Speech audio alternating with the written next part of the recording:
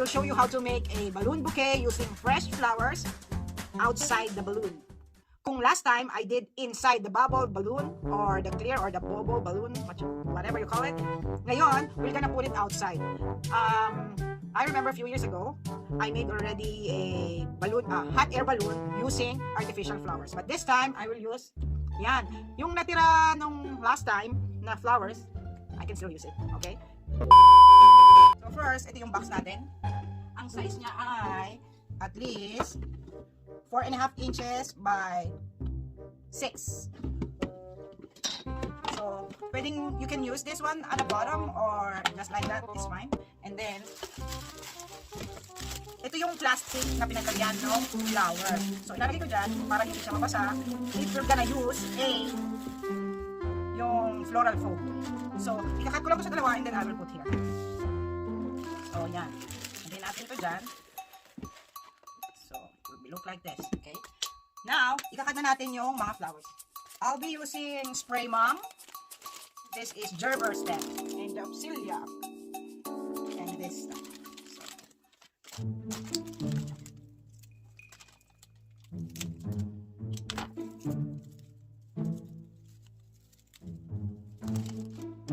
So, kinat ko siya ng mga 10 inches. Okay? Then, we can start putting them.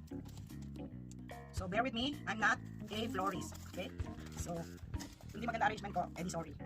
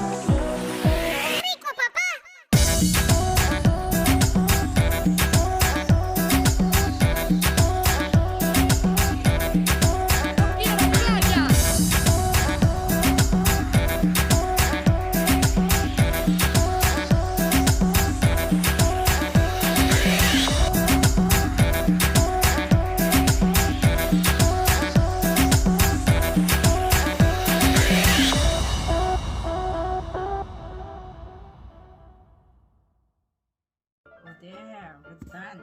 So yan, we're done on the flower part. Okay? Ayos ba? So sorry, I'm not a florist. So I just tried whatever I can do here. Yan, ganda right? So now, gagawin na natin yung chuvaek. Now we're gonna do the balloon part, okay? I'm using 20 inches bobo balloon and we need to stretch this out. Ganyan. So hard, right? Then inflate.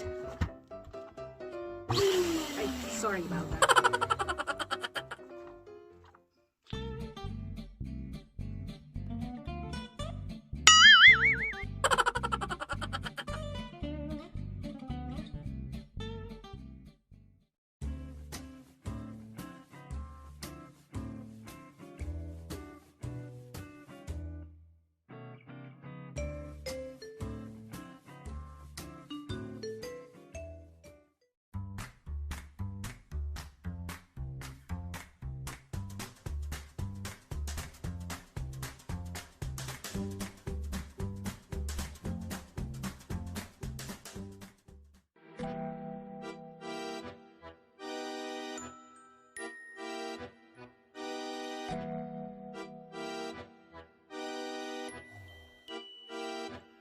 So, gawin nyo lang to kung hanggang ilang magkakasya. Siguro, I will put mga 8 to 12, 5 inches balloon inside ng bowl. So, yan. Natapos ko na. Mga 10 pieces ang nalagay ko dito. So, ngayon, inflate na natin all the way.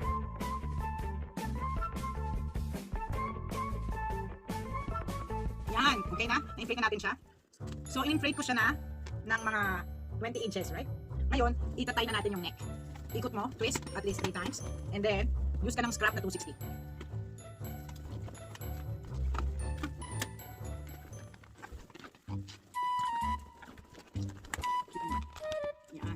pwedeng ito na yung gamitin nyo. Pwede rin after mong itali, after you tie it with scrap 260, you can seal the end or the neck. Okay? Kita nyo. 1, 2, 3. Then one more. 1, 2, 3. Isa pa. Para sure na sure.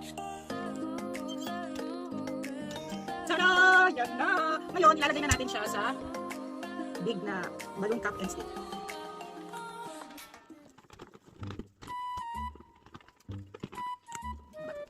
Ang hirap ipakita sa inyo. Yan, pwedeng ganyan. Pwedeng ito. Ang ikot.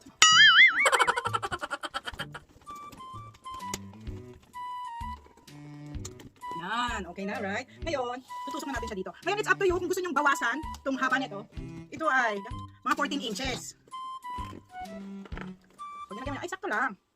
Kung gusto nyo pong mas maikli pa, pwede nyo i-cut dito, right? Pero for me, ayos na to. Ngayon, itusok na natin sa gitna. Kikita nyo ba, guys? Yan, look at that. So pretty. Yan. Ngayon, nalagyan natin siya ng ribbon.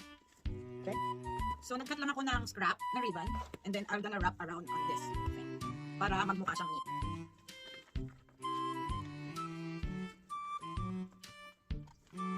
Yan. Diba? And there you go. Voila. Now, may nagawa na akong bow. Yan. Yung aking personalized na bow. Okay. Lalagay ko lang dito.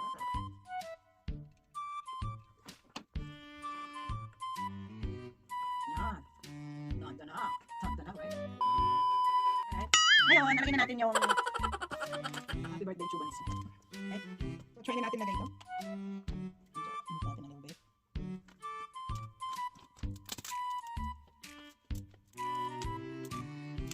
Tada!